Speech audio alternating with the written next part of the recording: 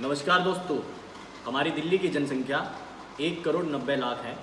अभी तक के कोरोना मरीजों की संख्या हमारी दिल्ली के अंदर 3,439 के तकरीबन पहुंच गई है, जिसमें 56 लोगों को अपनी जानें गंवानी पड़ी।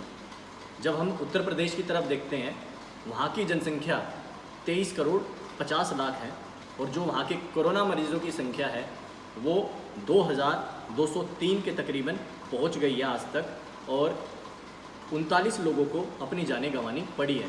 जब ये बहुत बड़ा अंतर हम इन दोनों राज्यों की तरफ देखते हैं तो हमें देखना पड़ेगा दोनों मुख्यमंत्रियों की काम करने की शैली। जहां एक तरफ जब हमारे योगी आदित्यनाथ जी के पिताजी की मृत्यु होती है तो वो सबसे पहले अपने राज्य की जनता को रखते हैं, वो वहाँ ना जाकर कोरोना महामारी से लड़ रही जनता के लिए सैकड़ों काम करते हैं। वहीं हमारी दिल्ली के मुख्यमंत्री श्री अरविंद केजरीवाल जी पहले दिन से ही अपने चेहरे को चमकाने में लगे हुए हैं। उनकी पार्टी के कार्यकर्ता ऐसा लगता है कि ये चाहते ही नहीं कि हमारा देश इस महामारी से लड़े। उनका तो केवल काम अपने अरबी आकाओं को खुश करना, जिनके इशारों पर वो काम करते हैं, उसमें लगे हुए। दिल्ली अल्पसंख्यक आयोग के अध्यक्ष की करेंगे, जिन्होंने अपने सोशल मीडिया अकाउंट पर एक भड़काऊ पोस्ट शेयर किया। एक तरफ जफर इस्लाम ने जहां भारतीय मुसलमानों के साथ खड़े होने के लिए कुवैत को धन्यवाद दिया है, तो वहीं संवैधानिक पद पर रहते हुए उन्होंने लिखा है कि कट्टर सोच रखने वाले संभल जाओ। भारतीय मुसलमानों ने तुम्हारे नफरत भरे अभियान, लिंचिंग और साथ ही साथ दंगों के बारे में अब तक अरब और मुस्लिम जगत से शिकायत नहीं की है। जिस दिन भारतीय मुस्लिम शिकायत करने के लिए बाध्य हुए, वो दिन कट्टर सोच रखने वालों के लिए बहुत भारी पड़ेगा।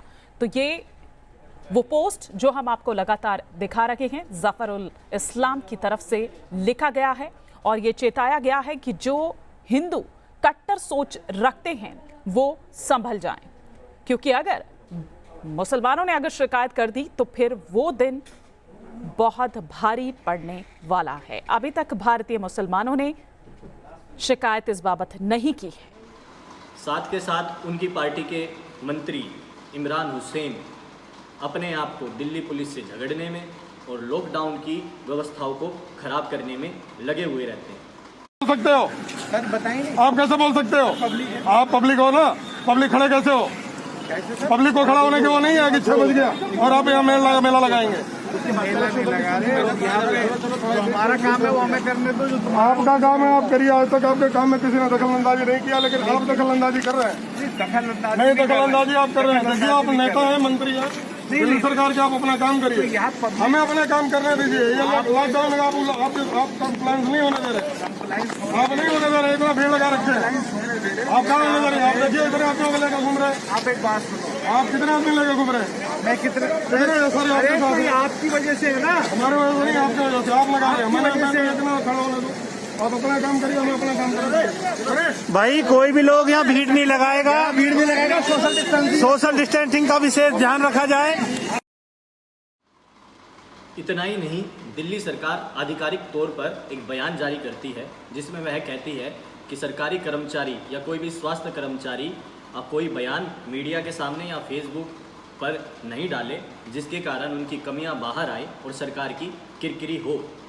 केंद्र सरकार को संज्ञान लेते हुए दिल्ली सरकार के कर्मचारियों को बर्खास्त करना पड़ता है काम में लापरवाही के कारण। दोस्तों, सबसे पहले हम बात करेंगे स्वास्थ्य सेवाओं की। सिम्टम्स होने के बाद भी मरीज़ का ना तो टेस्ट किया जाता है, उनको केरोसिन और एंटीबायोटिक जैसी दवाइयाँ देकर वापस भेज दिया जाता है, उनको रेफ़र तक नहीं किया जाता, उनका ब्लड टेस्ट नहीं होता। मरीज़ खुद के लिए भी रिस्क लेता है और समाज के लिए भी वह एक रिस्क लेकर बार बार बाहर निकलता है। ये घटनाएं दीनदयाल उपाध्याय हॉस्पिटल, जाफरपुर हॉस्पिटल और हमारे क्षेत्र में खेड़ा डब्बर हॉस्पिटल की है। वहाँ पर काम करने वाले कर्मचारी जो बार बार कोरोना संक्रमित मरीजों के संपर्क में आते हैं, जब वो इतना रिस्क लेकर काम करते हैं तो वो नहीं चाहते कि वो वापस अपने घर जाएं। ना तो उनके भोजन की व्यवस्था, ना उनके ठहरने की व्यवस्था। वो अपने लिए भी रिस्क लेते हैं और अपने परिवार के लिए भी एक रिस्क लेकर अपने घर जाते हैं। इतनी बड़ी जो देश की राजधानी में लापरवाही हो रही है, उसकी तरफ दिल्ली सरकार को सोचना चाहिए। एक दूसरा केस जिसकी मैं बात करूंगा, एक हमारा युवा साथी जतिन चौहान 17 से 18 साल जिसकी उम्र थी, उसको अपनी जान गंवानी पड़ती है। उसको सिम्टम्स थे, उसको बुखार था, उसकी किडनी खराब हो गई थी। ब्लड टेस्ट जो 2 दिन में होना चाहिए था वो 4 दिन में होके आता है। यही नहीं, उसके शव को जो जल्दी से जल्दी उसके पेरेंट्स को देना चाहिए था उसमें 5 दिन वहाँ की एडमिनिस्ट्रेशन लगाती है। केवल और केवल दिल्ली सरकार की लापरवाही के कारण एक युवा को अपनी जान से हाथ धोना पड़ता है। जाफरपुर हॉस्पिटल के अंदर एक ही कमरे में 25 मरीजों को रखा जाता है। एक ही बाथरूम है, एक ही साबुन है, सुविधाओं के नाम पर शून्य। जिन स्वास्थ्य सेवाओं का दम आम आदमी पार्टी भरती है वो वहाँ पर पूरी तरह से विफल है। दिल्ली में रह रहे मजदूरों के लिए ये पार्टी कैसे खिलवाड़ करती है ये हम पहले ही देख चुके हैं। मैं एक वीडियो शेयर कर रहा हूँ जो जनकपुरी के विधायक राजेश ऋषि जी की है। आप देखेंगे उसमें राशन की दुकान के बाहर घंटों लोगों को इंतज़ार करना पड़ता है, लंबी लंबी लाइनें लगती हैं, कोई गोल धारे नहीं लगते।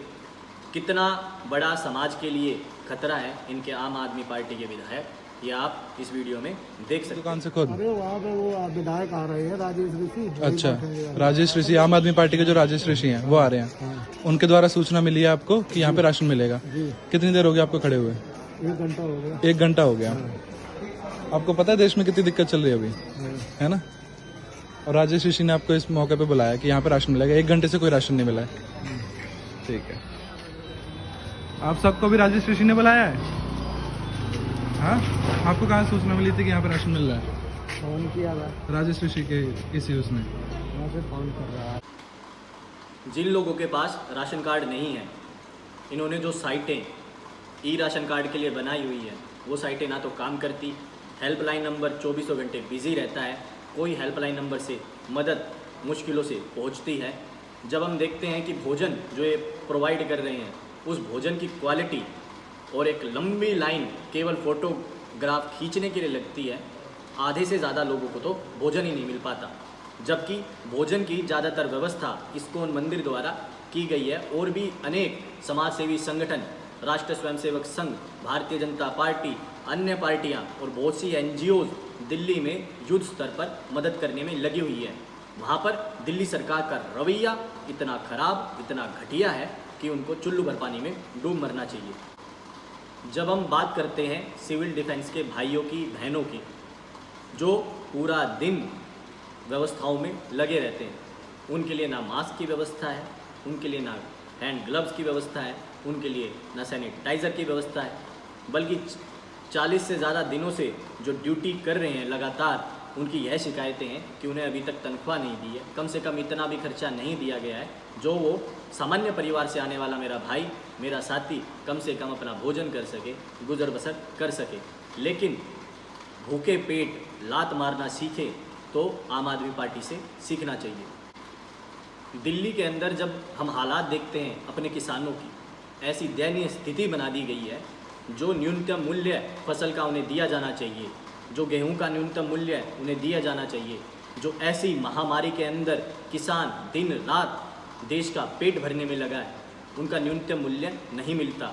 सब्जी मंडियों में बैठे इनके दलाल, इनके व्यापारी बहुत सस्ते दामों पर गेहूं खरीद रहे हैं और स्वयं को मालामाल करने में लगे हुए हैं।